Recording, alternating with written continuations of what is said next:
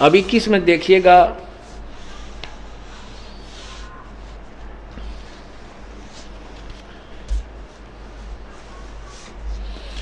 अव्यक्त अक्षर, अक्षर माने अविनाशी, अव्यक्त अविनाशी इस नाम से कहा गया है। वही तीसरा भगवान इस अक्षर नामक अव्यक्त भाव को, ओहो, अक्षर यानी अविनाशी नामक भाव को परम गति कहते हैं। वहां चला जाता उसको परम गति कहते हैं।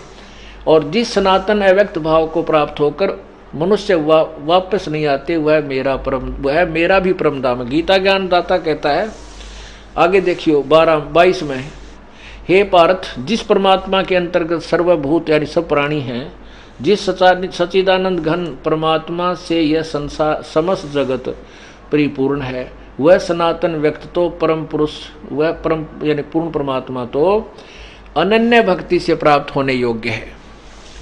अब इसे स्पष्ट हो गया।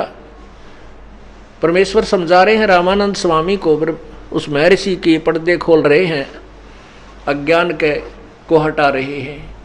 कह रहे हैं कि गीता अध्याय नंबर 8 के मंत्र 16 में कहा है कि ब्रह्मलोक तक भी सभी जन्म मृत्यु में आते हैं।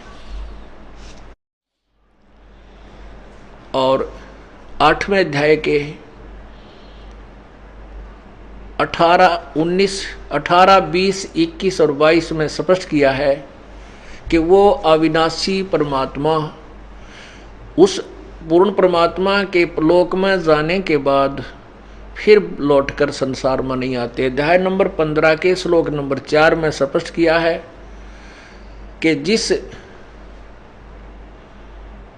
तत्वदर्शी संत की प्राप्ति के उपरांत उस परमात्मा के उस परम पद को की खोज करनी चाहिए, जहां जाने के बाद ये साधक कभी लौटकर संसार में नहीं आते। और गीता ज्ञानदाता कह रहा है कि मैं भी उसकी शरण में हूं।